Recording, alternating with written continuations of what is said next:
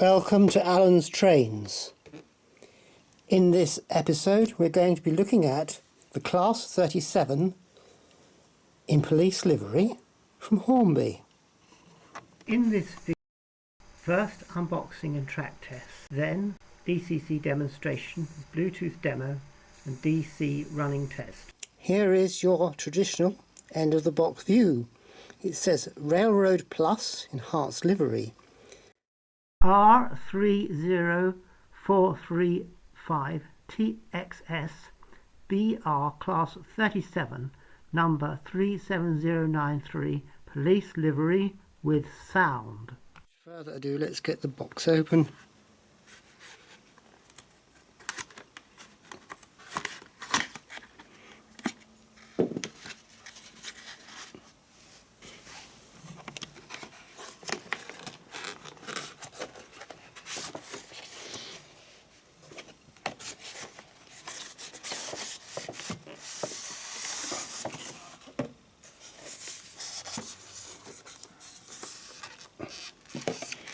It's held in place by sellotape,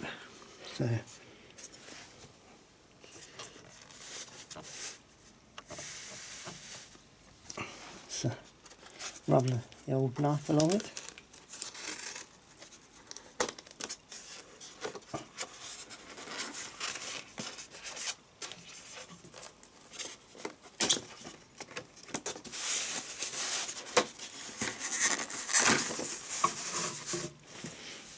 There we have it.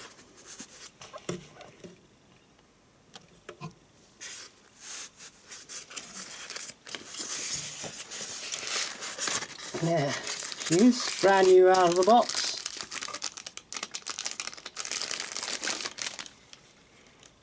Well, how about that? Let's put her on the turntable and give it a whiz round, shall we? Inside the box there is the regular instruction leaflet, and also there is this Bluetooth Class 37 police instruction leaflet, which I'm going to be going through later in this video, so if this is of interest to you, keep watching this video.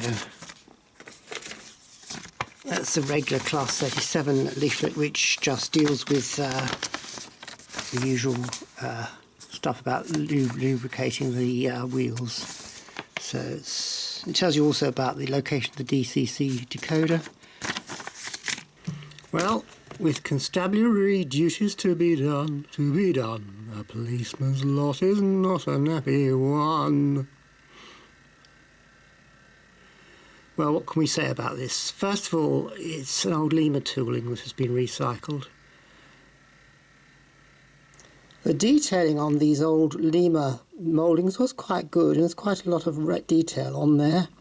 Of course, it's not up to the very modern standards, but nevertheless, I mean, it's quite good. Looking at the front of the model, it of course has no sprung buffers, and it has no lights, but there is a representation of lighting. I mean, I think you could drill those out and fit LEDs behind if you wanted to.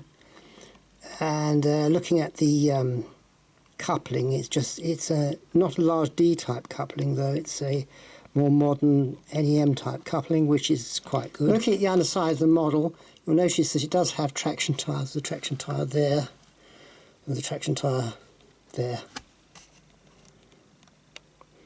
It says DCC fitted under there.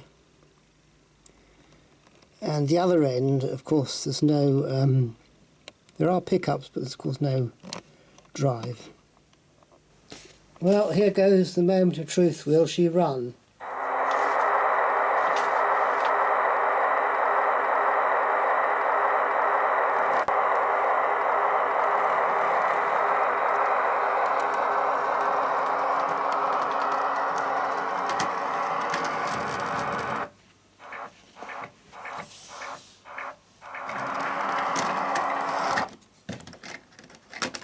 There.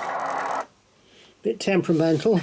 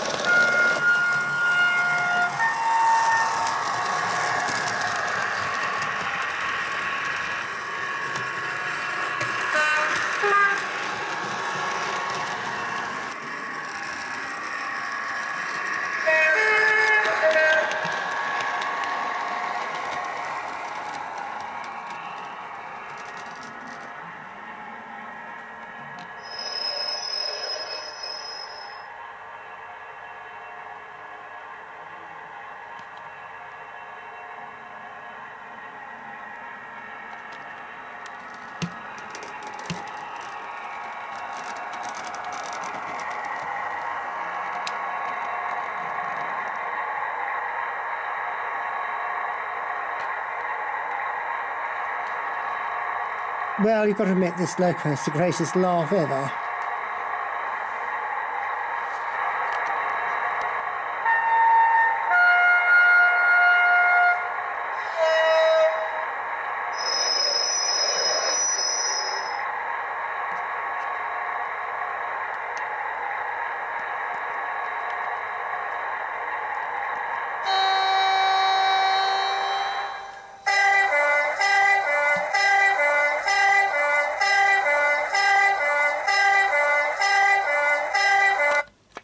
Well, did you enjoy that? Well, that's the end of the the DCC test. I'm now going to do the analogue test and see what it does under that. This is the analogue DC test. Nothing. Well, it doesn't seem to work under DC, so I'm going to explore that point further. But now I'm going to move on to Bluetooth control. Hornby supply a DC transformer for use with the HM7000 decoders. This just provides a fixed 15 volts to the track, that's all. And this is the only way you can use a HM7000 decoder if you do not have a DCC command station.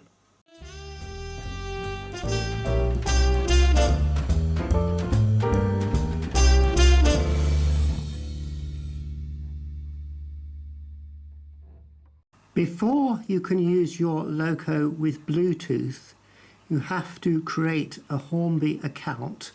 So you would need an email address and a password to log into Hornby. Once you've got your Hornby account, you can log in using the app, the HMDCC app. And then you have to put the train on the track and update the firmware and update the Bluetooth firmware as well. And then you can then start using the loco under Bluetooth control using a mobile phone. I will point out to you it's vitally important that you make sure that your train is properly on the track, because if it isn't, you'll get an error. To use Bluetooth with your HM7000 decoder, you need to install this HMDCC app on your Android or iOS device. When you install it, you've got to have a Hornby account, and you've got to have an active internet connection. So it's no use trying to do this if there is no Wi-Fi signal in your layout room. These screenshots show the process of updating the Bluetooth firmware on the HM7000 chip that's in the loco. It's not very difficult, but you've got to have a DCC controller or the Hornby DC transformer, which I alluded to earlier. This screenshot just shows the process having been completed.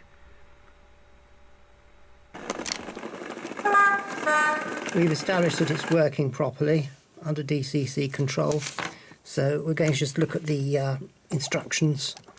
And in the instructions it says CV12 has to be changed to change it to DCC mode. DC mode. It says here for CV12 that the default value is 0 for NMRA DCC control, and you have to change it to 1 if you want it to be DC. Yeah, it says so here. Yes, there. So we go program on service track, and we have to enter the value of 12. You have to enter the value of 1. Well, it's still going on DCC after that experiment.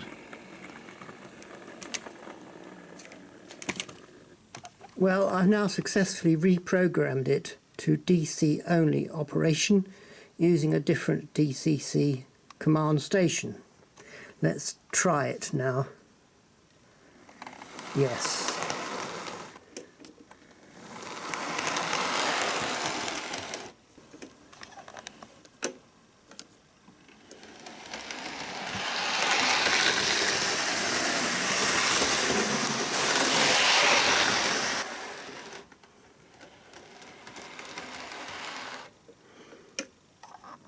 So it will operate as a conventional DC locomotive if you set CV12 to 1. So that's all we've got to remember. Now I'm going to convert it back to DCC. See if that goes according to plan.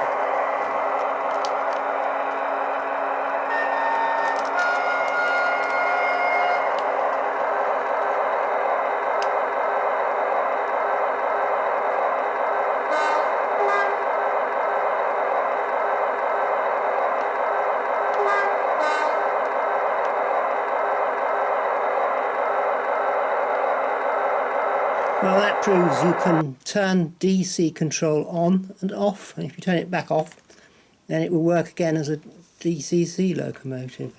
How about that? We've got DCC mode enabled on the app, so we're going to change that to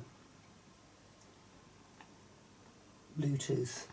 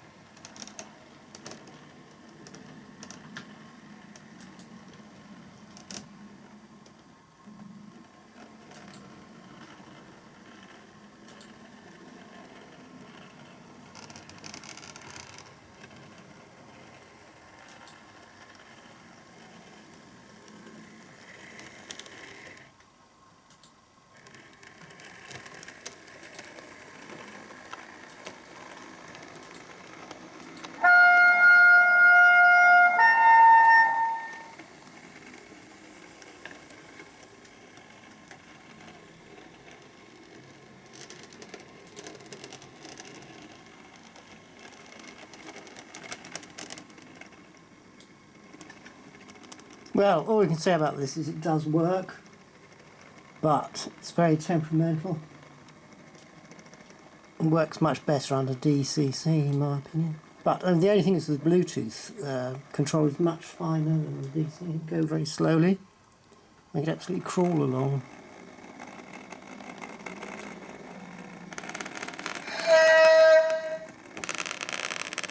Oh well. Let's increase the speed, shall we? Punch it up to warp factor 6. Off we go.